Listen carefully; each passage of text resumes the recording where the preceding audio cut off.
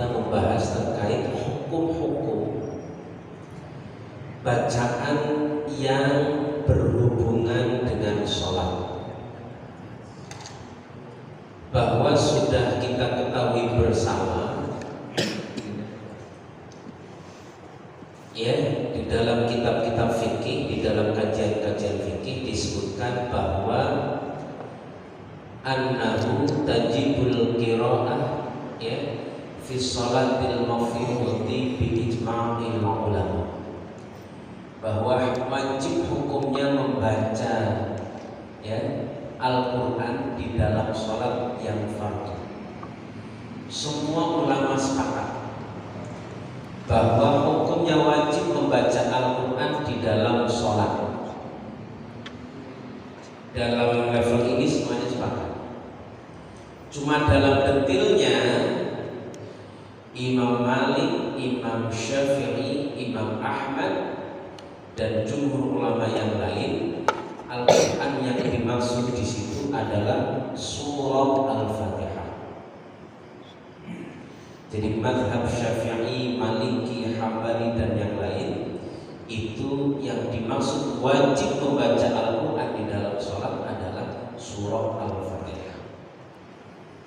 Nah, kecuali ada satu mazhab, yaitu mazhab Hanafi, mazhab Abu Hanifah, ya, bahwa yang dimaksud Al-Quran yang wajib dibaca di dalam sholat tidak harus Al-Fatihah. Ya, dalilnya apa? Di dalam Al-Quran beliau mendasarkan, ya, faqra'u ma tayassara minal Quran. Itu ayat terkait dengan sholat.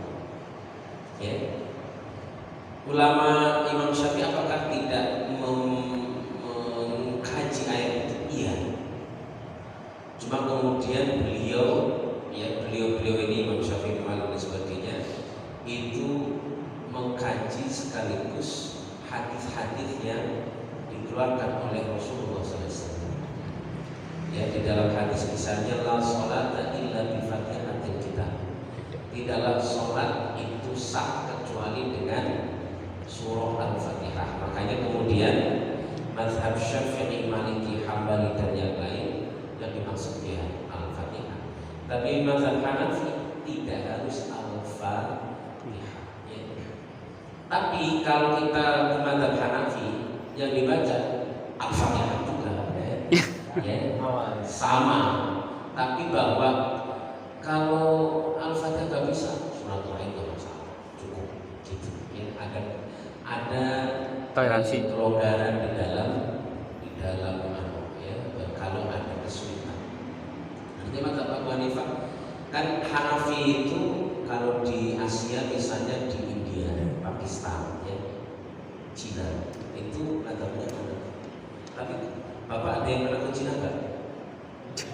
Ya, ada teman saya pernah ke Cina, ya Al-Fatihah juga. Jadi bukan terus nggak pakai Al-Fatihah, nggak, sama aja gitu ya.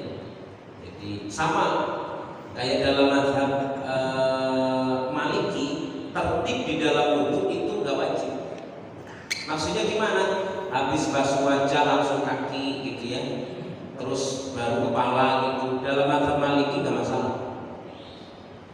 Karena dalil Al-Quran, ya, faghsilu wujuhakum wa aydiyakum ilal marafiqi wamsahu bi ru'usikum wa arjulakum ilal ka'bain, itu bukan urutan.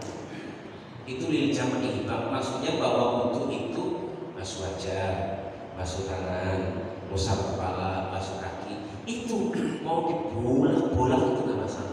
Yang penting empat-empatnya ada. Nah, dalam mazhab Maliki urutan itu tidak rukun. Dalam mazhab Syafi'i rukun. Cuma kalau Bapak ketemu mazhab Maliki juga enggak terus wudunya muka, terus kaki, terus kepala, enggak. Tetap aja sama. Cuma bagi mazhab Maliki itu tidak rukun, sunnah. Atau bagi mazhab Syafi'i membasuhkan, menggosok itu rukun. Mazhab Maliki, mazhab Syafi'i enggak rukun. Maka mazhab Maliki kalau wudu mesti digosok-gosok semuanya. Tapi Syafi'i, ya Pak, apa keran tinggal gini udah kan ya, kita pakai keran terus mukanya gini nggak usah digosok nggak masalah, tangannya gini aja ya keran aja kan basah ya, nggak ada masalah. Adal atau apa menggosok di dalam mazhab Syafi'i sunat saja. Tapi kalau mazhab Maliki kudu harus. Ya jadi ya itu apa perbedaan ulama. Tapi sebetulnya ya dalam pengerjaannya tidak ada yang secara signifikan berbeda. Ya. Maka sekali lagi dalam hadis katakan la tudzi'u sholatu la yuqra'u fiha bi ummil Qur'an. Dalam hadis yang lain dengan redaksi yang sedikit berbeda, tidaklah cukup sholat ketika tidak dibaca di dalamnya ummul Qur'an, yaitu Al-Fatihah. Nah, membaca Al-Fatihah ini ya pertama di 2 rakaat subuh, di 2 rakaat awal selain subuh ya. Kalau dia rakaat ketiga keempat gimana? Ini yang kemudian berbeda. Maksudnya ya, kalau di 2 rakaat yang sisa gimana? Ya apa itu?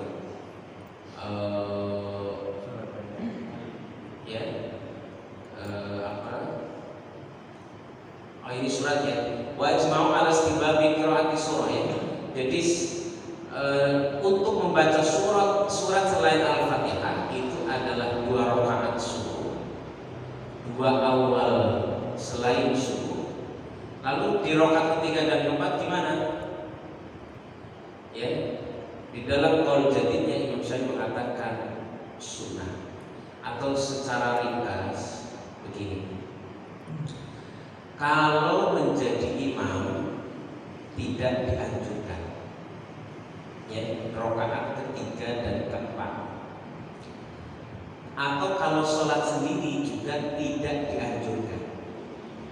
Yang dianjurkan siapa? Yang dianjurkan adalah makmum ya, ketika imam kita sudah selesai baca Al-Fatihah ternyata nggak ruku ya. Jadi sekali lagi membaca surat itu dianjurkan bagi makmum ketika selesai baca Al-Fatihah rakaat ketiga dan keempat ternyata imamnya belum ruku. Kan rakaat ketiga empat tadi Isya ya, Bapak sudah baca Al-Fatihah sendiri, Pak Ruji tidak ruku ya, jangan kemudian bengong-ngomongin si itu kamu baca apa sih gitu ya. Kalau lagi buru-buru itu, kalau itu ya nggak boleh. Maka ketika imam nggak ruku, makmum yang sudah selesai Al-Fatihah dianjurkan membaca surat ya, atau ayat. Kalau saya kadang surat, terutama kalau masbuk ya. Tapi kalau saya tidak masbuk, saya bacanya ayat ya. Jadi kalau masuk misalnya tadi Isya, saya terlambat 1 rakaat, 2 rakaat misalnya gitu ya. Nah itu kadang saya bacanya surat. Tapi kalau ikut dari awal, saya bacanya ayat ya. Ayatnya yang dibaca oleh Abu Bakar As-Siddiq di rakaat ketiga sholat maghrib ya, kalau dalam tafsir Bukhari itu Rabbana la tuzigh qulubana ba'da idh hadaitana wa hab lana min ladunka rahmah innaka antal wahhab. Kalau sudah selesai baca itu imamnya belum rukuk juga gimana? Baca lagi ya. Kalau ditambah dengan ayat yang lain silakan. Kalau saya sih ulang lagi. Belum juga ini imamnya yang ketiduran ngajak ribut lama amat ya gitu ya. Jadi itu ya secara singkatnya demikian ya. Makanya layak tunggu ya, jadi tidak boleh berpanjang-panjang ya ketika membaca surat itu seperti itu ya. Dan surat yang pertama dengan yang kedua panjangan yang pertama. Ya. Jadi kalau rakaat pertama itu qul ya ayyuhal kafirun, ya cari yang lebih pendek. Dan surat setelahnya. Berarti yang bisa idza, bisa tafbat, bisa qul huwallahu. Kalau qul binas kayaknya itu sepadan ya, agak panjang gitu ya. Jadi makanya kalau kita perhatikan para imam yang mesti rakaat pertama lebih panjang suratnya dibanding rakaat kedua ya. Dan secara urutan adalah setelah. Makanya saya biasa memasang-masangkan alam nasroh, alam taro, inna anzalna, inna a'tayna, ya, lam yakunil, idza jana. Itu saya suka nyanding menggabung apa yang tercocok ya, sabihis dengan waktu. Jadi pokoknya gitulah, wasyamsi dengan waktu. Jadi itu kan ada yang memang dicontohkan oleh Nabi, ada yang kalau menurut saya secara keenakan bunyi pandu itu inna anzalna, terus rakaat kedua inna a'tayna. Cuma kadang kelupaan ya, mau baca inna anzalna, inna a'tayna. Jadi rakaat pertama inna a'tayna, rakaat kedua inna a'tayna lagi ya. Itu rezekinya makmum. Lagi ya, lo pilih apa lagi coba? Yang pertama udah inna a'tayna, itu udah 3 ayat. Qul huwallahu itu 4 ayat Pak, masih panjangan. Ya kan? Kalau inna a'tayna kan pilih surat setelahnya kan? Iya. Gak ada yang lebih pendek dari inna a'tayna. Jadi pilihannya di mana? Lu lagi aja dah. Qul huwallahu 4 ya kan? Ya udah inna a'tayna. Udah makmum beri-beri. Syukurin dari imamnya lupa gitu ya. Ada pertanyaan? Ya.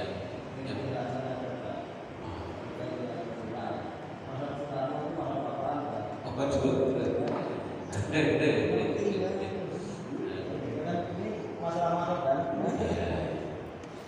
Ya kalau mazhab Soekarno ya nggak ada dalam fikihnya, Cuma kalau yang saya dengar pembicaraannya ya, maksudnya adalah pemikirannya Soekarno. Sebetulnya pemikirannya Soekarno, Agus Salim ya, itu terkait soal perempuan sama. Cuma kayaknya juga nggak mungkin mereka berpendapat terus kalau makmum perempuan di depan. Saya yakin mereka nggak akan berani juga. Karena Agus Salim juga pernah, jadi ketika ada pengajian gitu ya, si perempuan dikasih takbir, oh beliau marah, takbirnya apa-apa, jangan kalian halangi perempuan untuk ikuti. Tapi itu dalam taklim ya, dalam ini bukan atau rapat gitu ya. Tapi kalau dalam sholat saya yakin sekelas Soekarno, sekelas Agus Salim dan lain-lain ya, para itu enggak. Karena sederhana gini aja ya.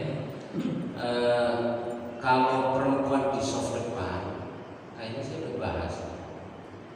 Nggak usah banyak-banyak lah, 2 perempuan saja yang di depan, softnya laki-laki. Ya, misalnya imamnya Pak Haji Muflis yang depan sini, makmum perempuan 2, ya terus bapak-bapaknya sebelah sini. Hakul yakin itu kesini semua. Itu nggak usah ini. Jadi ini bukan soal diskriminasi dan sebagainya. Ini soal syahwat laki-laki itu ya dari mata turun ke ini. Jadi nggak usah ini ya. Dan nggak usah yang gadis lah. Yang umur 40 tahun aja lah udah ya, pokoknya paham gitu. Karena sahabat dulu pernah begitu juga. Ketika aturan soft belum ketatnya, itu perempuan juga pernah di depan. Itu sahabat super banget, sengaja terlambat datang biar besok berangkat. Oh itu pernah start Nabi.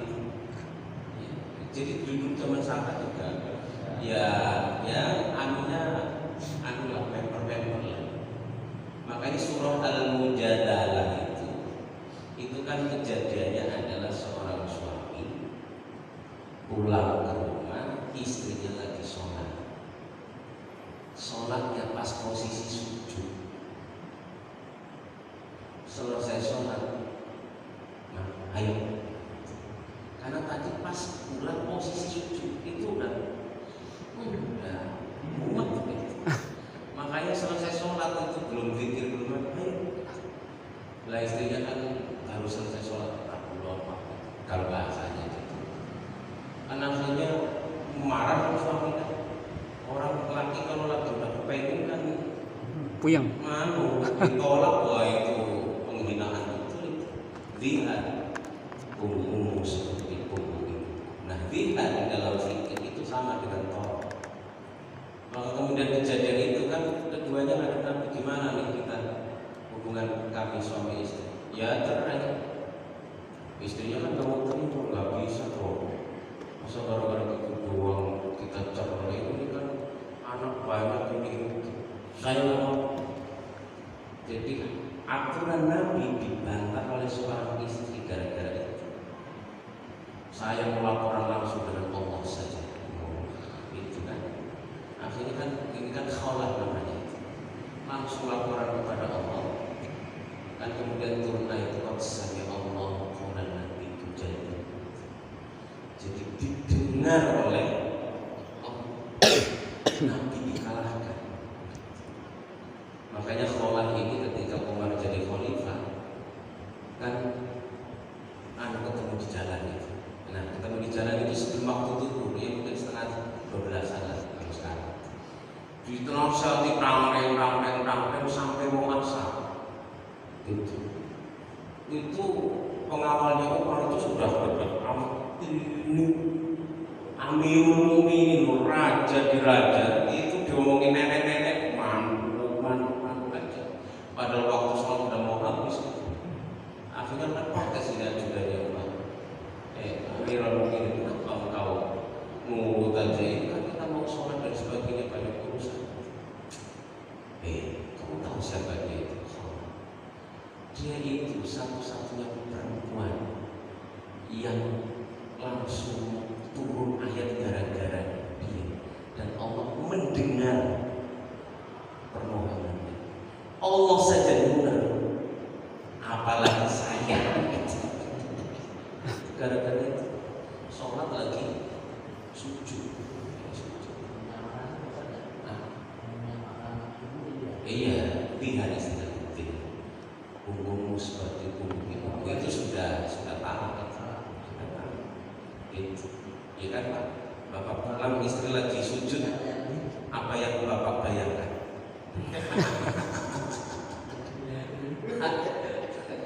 Di sini ada bangun perempuan di depan lagi sujud. Serusak negara.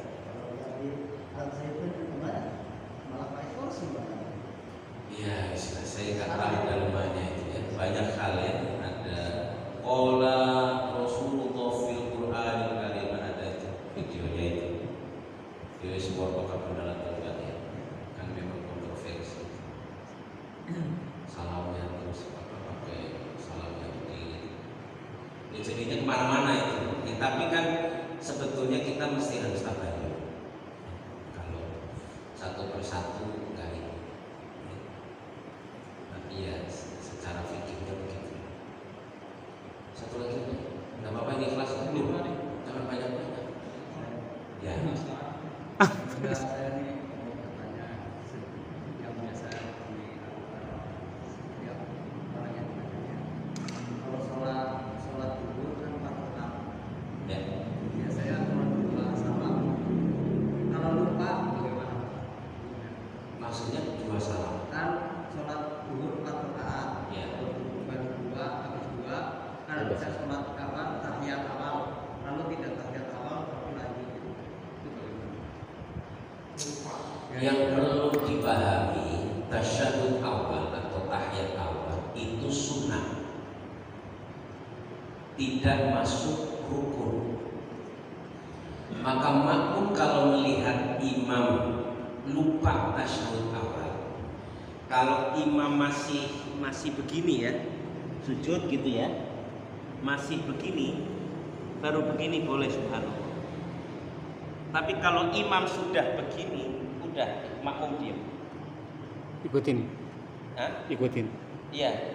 Jadi kalau imam masih belum berdiri lah pokoknya ya, masih makmum subhanallah aja.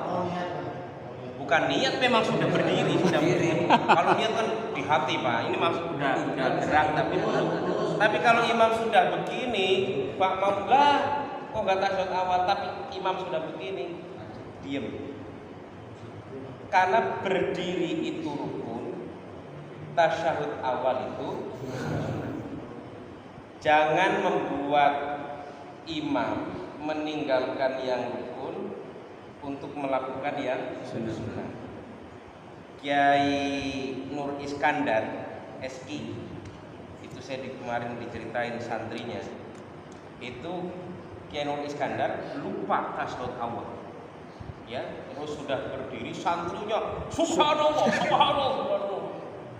Selesai sholat itu katanya ya, kamera, guru fikihnya siapa? Wes, nggak ada kata gitu sebenarnya. Iya, karena kalau misalnya kita mensubhanallahi sementara imam sudah berdiri, itu kita yang salah, Pak. Karena itu wajib tasyahud awal, nanti tinggal diganti dengan sujud sahwi saja. Ya. Jadi jangan melakukan kesalahan, khususnya jamaah Nurul Hidayah. Kalau melakukan itu berarti belum ngerti fikih. Ya kan? Belum ngerti fikih. Nah, gitu ya. Satu lagi ini ikhlas ya, sampai jam 8 ya. Kalau saya belajar itu dulu semua itu bukan itu apa yang mahal. Kalau dulu ini kan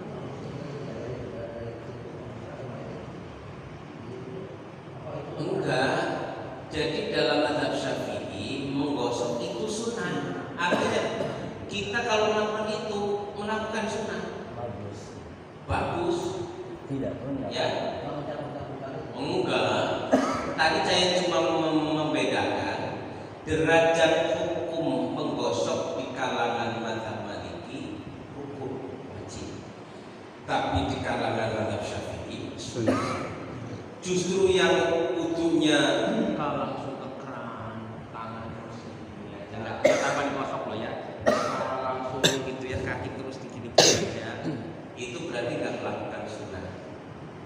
Jadi dia tidak dapat pahala sunnah. Atau misalnya yang termasuk meninggalkan sunnah, dia minta dibutuhkan orang, padahal nggak ada uzur.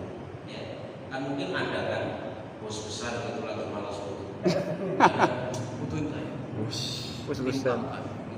Itu makruh. Berarti dia meninggalkan sunnah, karena sunnahnya itu tidak merepotkan orang. Itu yang tidak sendiri. Itu ada di al-iqna'nya, di al-iqna'nya. Jadi itu sekedar itu tadi soal derajat di sana pun kalau ditinggalkan, iya berarti butuhnya batal kalau mazhab Maliki. Tapi kalau kita kan enggak. Iya. Mungkin mukanya pas muka digosok, pas tangan digosok, pas kepala di ini. Tapi pas kaki bisa. Gini aja. Kalau enggak, kalau pakai kayu tinggal siram-siram doang kan. Ya enggak? Ya. Oke. Sip. Cukup ya? Panjang tulisan. Sampai mana kita kemarin? Hah? Pembukaan. Hah? Hah? Jangan. Jadi kita review lagi ya. Iya. Review lagi. Jadi sebaiknya kita kita review lagi. Kalau misalnya memang sudah lolos reviewnya bagus ya, gitu ya, lolos review. Kemarin kita mereview huruf hamzah, ya. Sekarang berarti huruf H, ya. Huruf H. Meskipun huruf hamzah ini sebetulnya kalau dibikin mendalam itu butuh beberapa kali pertemuan, khusus huruf hamzah, ya. Kenapa? Karena huruf hamzah ini punya keistimewaan, ya, punya keistimewaan. Ya.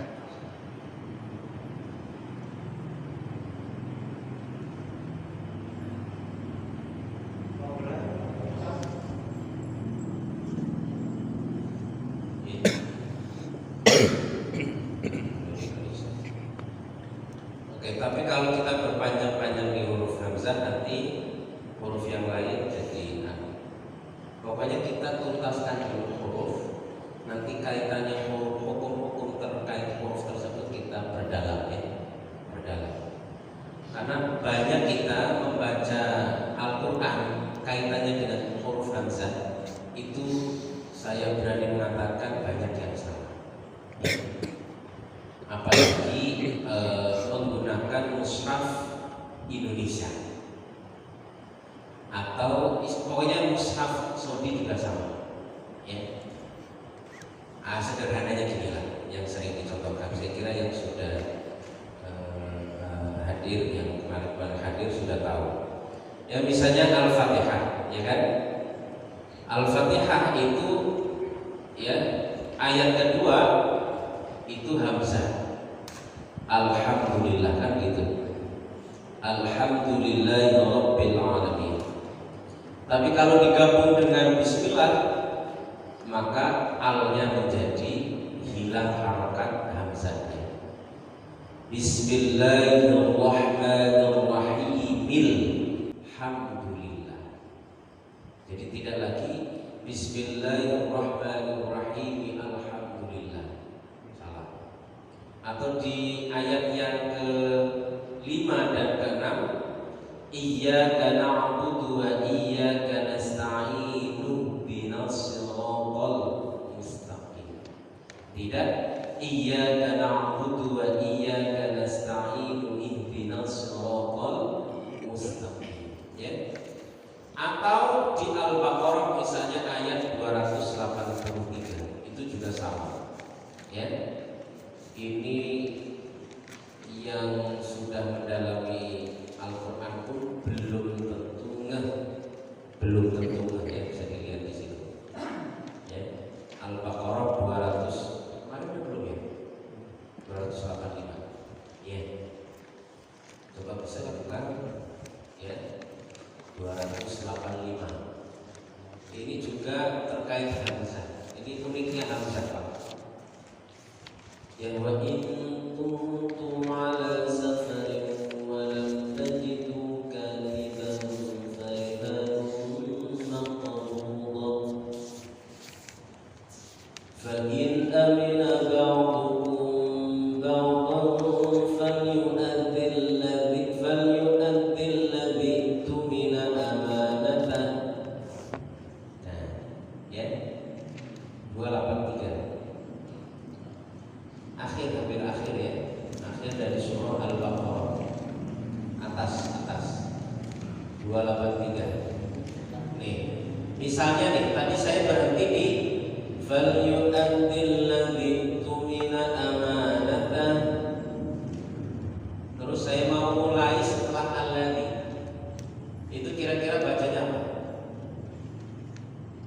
Alladzi.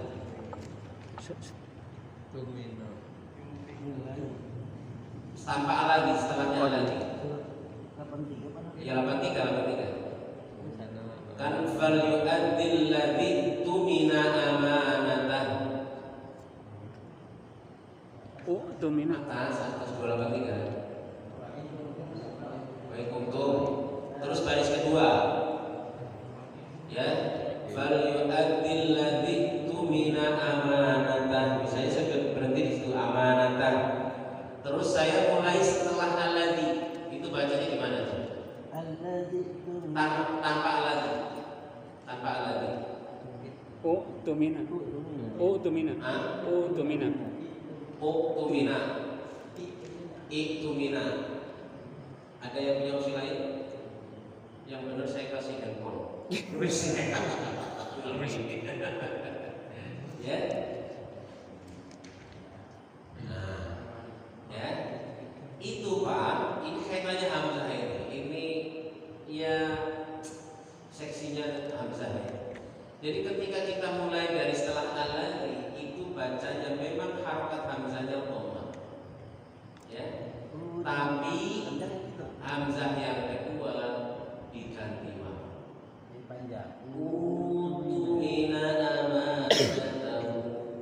Agak panjang. Yang pertama hidup berharokat dhamma, yang kedua yang sukun ganti jadi waw.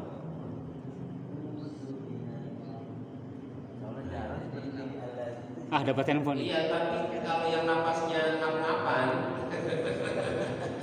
lo lihat, serius ini, saya punya jamaah.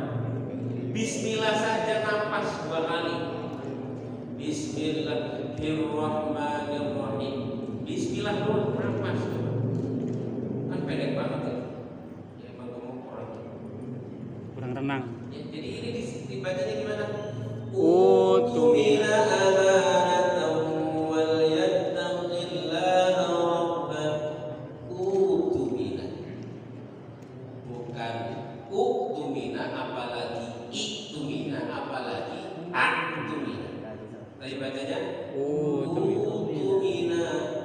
Dapat handphone. Ya. Jadi ini hamzah, istimewanya hamzah. Atau satu kasus lagi yang sama persis, tapi pasti bacanya berhenti. Ya, kalau ini kan mungkin nggak ini. Al-Ahzab. Silakan dibuka Al-Ahzab. Al-Ahzab itu surat yang 9. Taubah 9.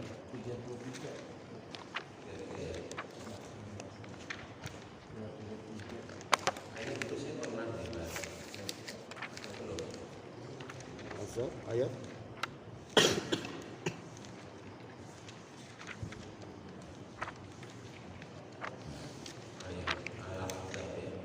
15. Al-Hijr. Juz berapa ini? 1. Al-Hijr 21. Juz 21 ayat yang ke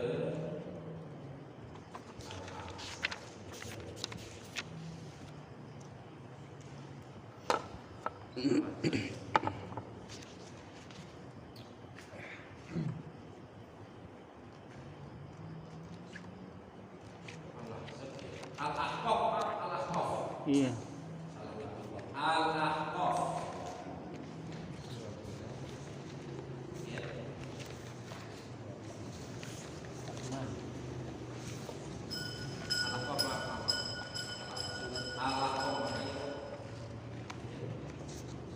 Ini pasti berhenti. Ya, ini hamzahnya. Ini lagi-lagi hamzah. Ayat keempat.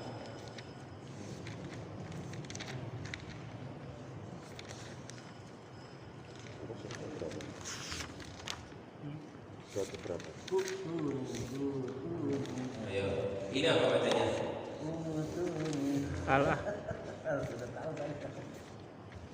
Ya. Jadi kan di ayat keempat, Qul a'aytum ma tad'una min dunillahi aruni madza khalaqu minal ardi am lahum syirkun fis samawati.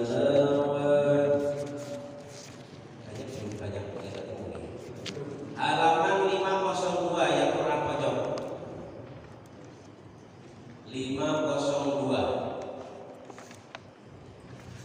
Surat 46. Ya. Juz 26. 502, betul? Ya. Ya.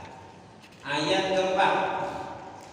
Qul ara'aytum ma tad'una min dunillahi aruni madza khalaqu minal ardi am lahum syirkun fis samawati. Terus bacanya apa itu? Utuni. Hah? Utuni. Utuni, sampean? Hah? Ituni, Pak Haji? Ituni. Ada lagi yang punya pendapat lain? Utuni, ya. Oke, ini mirip dengan yang tadi. Tapi yang jelas kalau tadi kemungkinan berhentinya kan tadi kemungkinan berhentinya kan tipis ya. Kalau ini tinggi sekali, ya kan? Fis samawat berhenti. Kalau sambung dengan fis samawat aman. Fis samawati tuni, bacanya gitu, udah aman, nggak ada masalah. Tapi kalau fis samawat berhenti, ya, maka bacanya di situ Bapak semua. Tolong diingat, kalau boleh dicatat juga boleh. Bacanya di situ ituni. Dengan mana? Ya, jadi sama-sama hamzah yang kedua berubah. Kalau tadi berubah menjadi wawu karena harokatnya Doman. yang hamzah pertama dhammah. Kalau yang ini hamzah yang pertama harokatnya kasroh. Karena aslinya tuh iti, datangkanlah. Nah, tapi ketemu wawu jamak jadinya itu. Nah, hukumnya kalau hamzah kedua, ya, hamzah kedua sukun ketika hamzah yang pertama dikasih harokat, maka hamzah yang kedua dirubah sesuai harokat hamzah yang pertama. Kalau harokat hamzah yang pertama dhammah, maka menjadi wawu tumina. Kalau harokat yang pertama itu fathah, maka juga berubah menjadi alif. Amanu, amanu itu aslinya akmanu, tapi kemudian berubah, ya, menjadi amanu, ya. Nah, ini diharokati kasroh maka menjadi ituni, gitu, ya. Ini saya menyampaikan dulu, memperkenalkan dulu betapa hamzah itu kalau kita nggak belajar model begini, Bapak mesti bacanya smoothly. Mungkin ada yang membaca atuni, ada yang membaca utuni, ada yang baca ituni, ada yang baca tituni, macam-macam itu. Mesti versinya macam-macam. Ya. Dalam.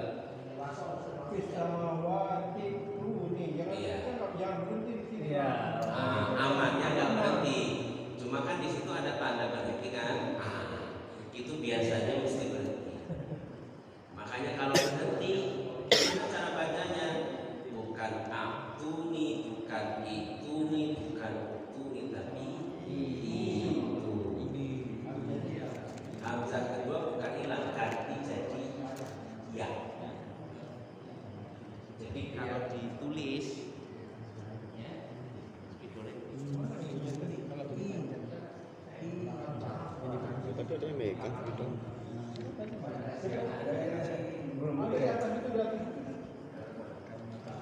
Oh ini. Tadi kan di apa kok? Kasroh juga.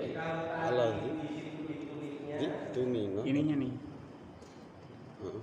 Ininya wawu. Oh. Ada wawu. maka dia harus dibaca ketika menjadi permulaan, ya.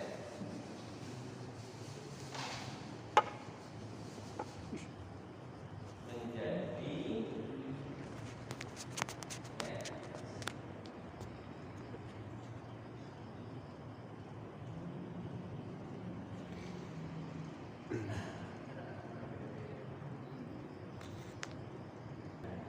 Iya. Itu nih. Jadi yang asalnya hamzah itu menjadi ya itu.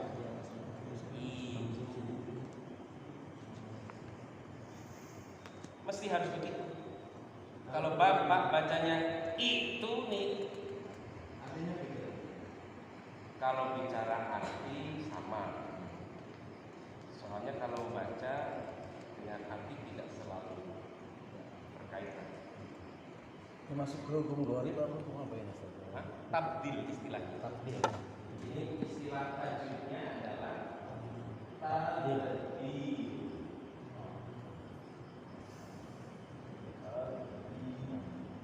tabdil itu penggantian hamzah menjadi wawu atau menjadi ya atau menjadi alif.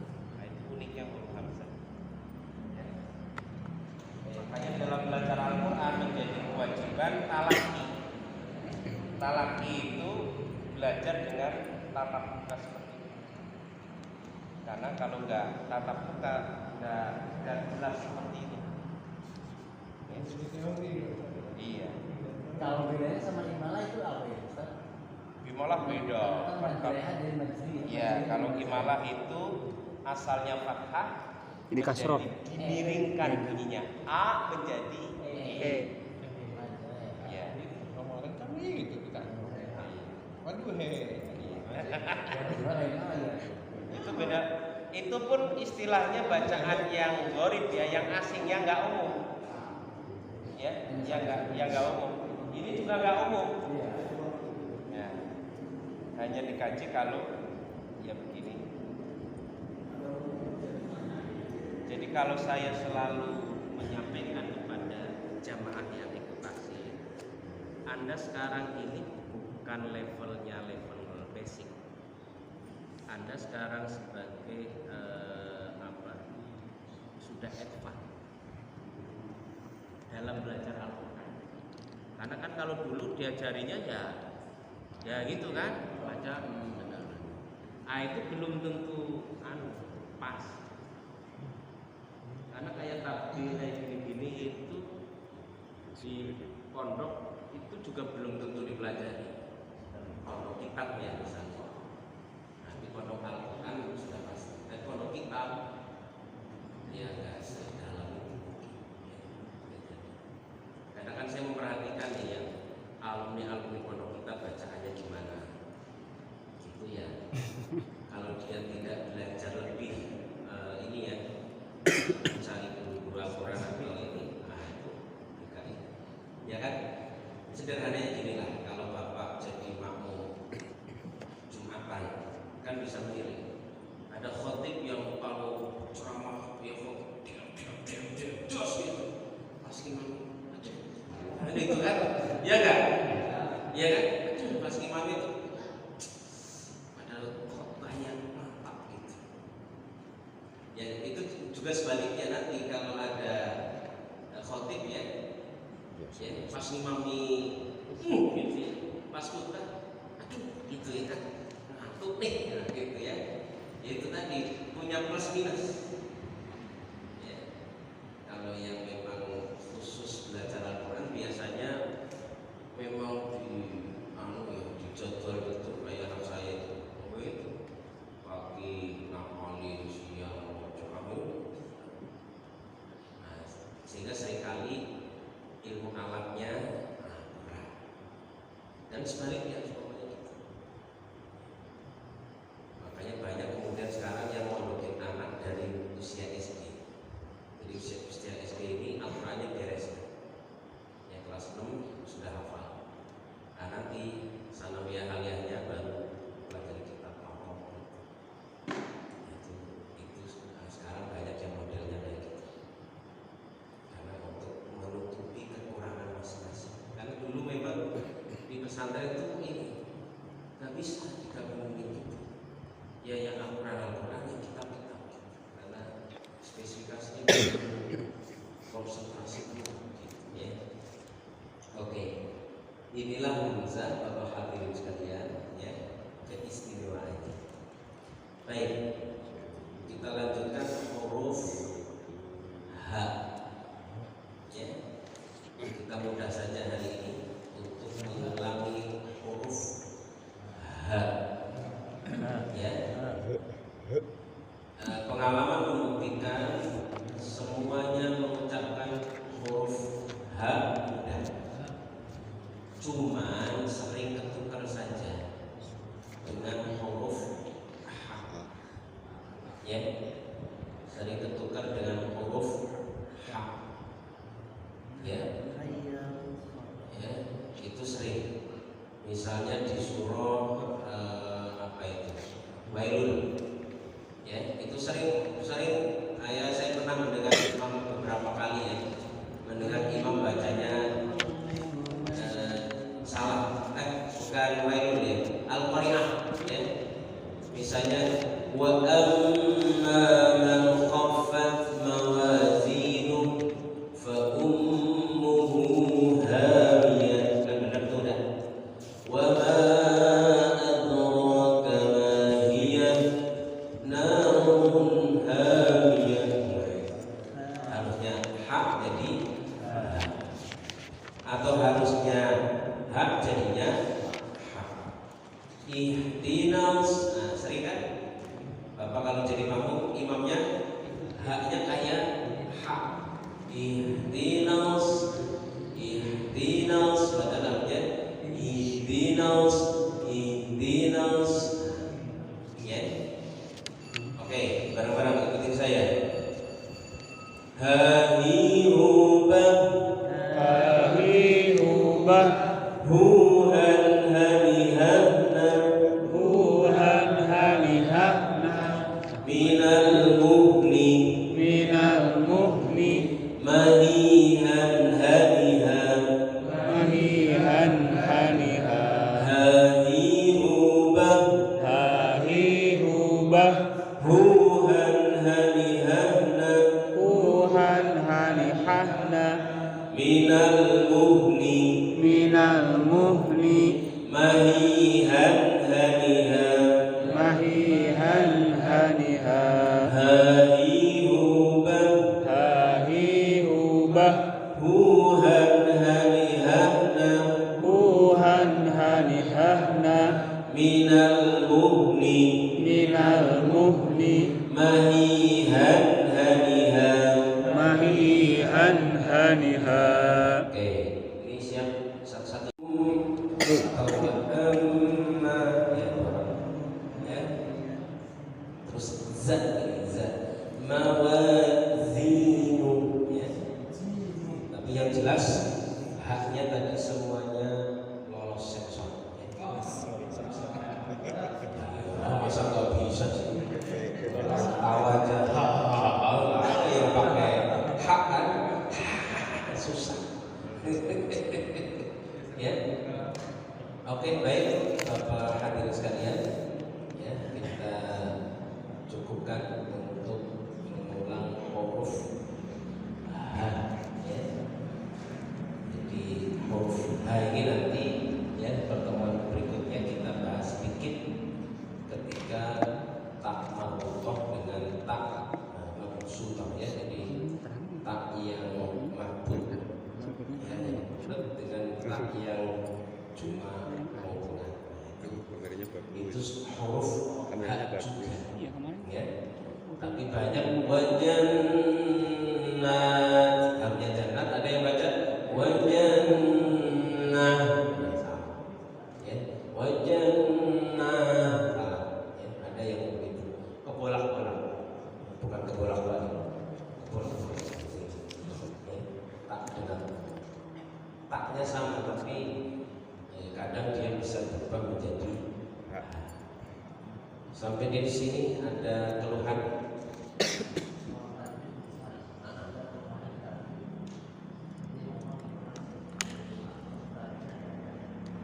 Ya ini tajwid semuanya dari awal tadi. Oh iya, iya. Oh iya. Oh iya. Oh iya, man ya, man. Kalau tadi semuanya tajwid ya kita ya. Ya.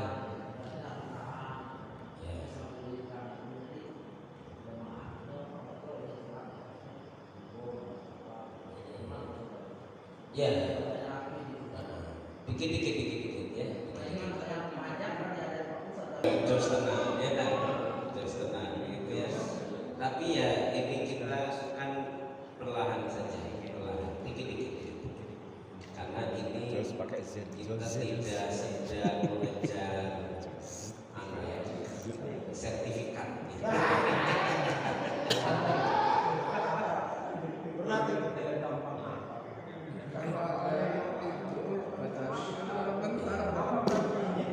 Sebetulnya semua trik menghafal itu pasti memasukkan satu murun jamaah.